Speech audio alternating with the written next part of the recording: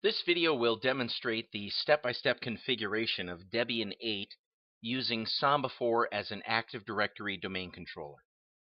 Now we start with some basic assumptions, including the fact that you have a working installation of Debian 8. We use the minimal net install ISO to avoid extra unnecessary packages, but whatever works for you. And that you've assigned a recognizable host name, like DC1 or something appropriate for your environment, and that you've edited your etc network interfaces file and configured static IPv4. Obviously, you want a domain controller to have a static IPv4 address, and that you're using a modern file system like ext3, ext4, xfs, or btrfs for the root partition file system. And if not, you will need to edit your etc fstab file and add an ACL argument like you see here in this example etc fstab file. You can see the ACL argument exists at the end here of two of these partitions. You only need to do that, add that argument, if you're not using a modern file system, which you probably should be. Now, jumping right into the terminal, you're going to need to install sudo, because you will definitely need it, and then apt-get update to ensure current packages when it comes time to download them. And then installing the required packages, which include Samba, Kerberos, Winbind, and a handful of other additional libraries.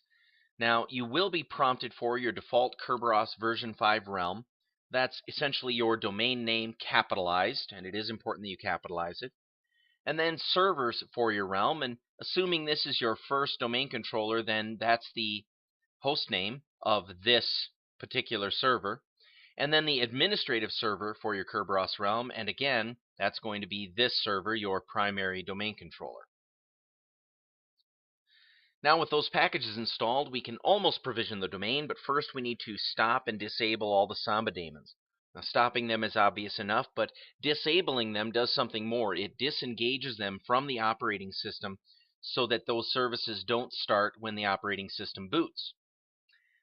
So then with all the Samba daemons stopped and disabled, we need to care for the original smb.conf file because Samba created its own new Samba smb.conf file when it was installed. We want to rename the old one so that we have a copy and a backup of it. Now, with those things prepared, we can provision the domain. Using the Samba tool, domain provision command, make sure you use the RFC 2307 option. And in this instance, we use the interactive option. And if you do that, you will be prompted for input. You can see here the realm name is already capitalized for you by default. And you can probably use the defaults for all of these unless you want to change your DNS choice. We use the Samba internal DNS backend and it worked great, but bind9 is available if you need more complex DNS configurations. And then next we need to rename the original Kerberos file. We don't want there to be any confusion. Kerberos created its own new krb5.conf file when it was installed, so we'll rename that and have a backup of the original. And then this is very important. We need to create a symlink to the newly created Kerberos file that now lives in var lib samba private. That's critical. It needs to know where that is. And then restart the Samba daemons, verify, and finally enable them. Now starting them is obvious. Status gives you a verification that they're running, and then enable hooks them back in with the operating system so that the Samba service will start when the operating system boots. We're almost there. Reboot and double check your etcresolve.conf file for correct DNS settings. You should see your domain name in the search field. And the primary DC looks at itself first for DNS, so this first name server can be your loopback of the primary domain controller. And then if the primary domain controller is not authoritative for a DNS query, it forwards that DNS request to the internet. So this next name server address could also be your default gateway if it leads to the internet. And now it's time to test a few things. Use Samba tool domain level show. That should give you a Windows 2008 R2 forest and domain functional level. And then double check and edit your etc network interfaces file. You should have your static IPv settings in here, your default gateway. Make sure your DNS name servers are correct, and that your domain name is in the DNS search field.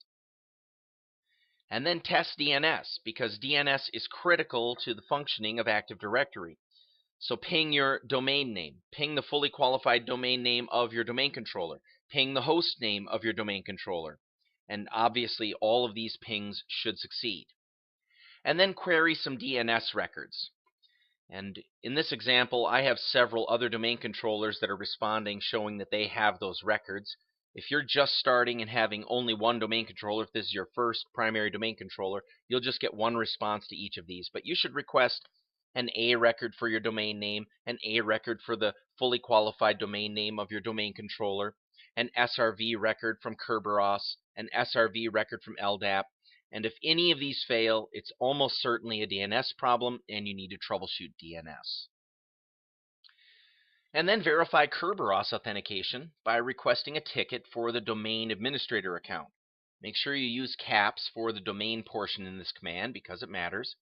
Of course, you'll be prompted for your administrator password, and then verify that ticket with the klist command, and you should get an output something similar to what you see here. And that's it. Congratulations, you've configured Samba 4 as an Active Directory domain controller on a Debian 8 server. Now for further reference, I've got a few URLs here for you. You can check out the Samba wiki, which is loaded with excellent information. And techmint.com has an outstanding series installing Samba 4 on Ubuntu, on CentOS, and other operating systems, and also several tutorials concerning joining secondary domain controllers and other tasks related to the use of Active Directory. And then the cromwell-intl.com URL demonstrates Samba 4 being installed on a Raspberry Pi, which you might not do in a production environment, but it can be done. Thanks for watching.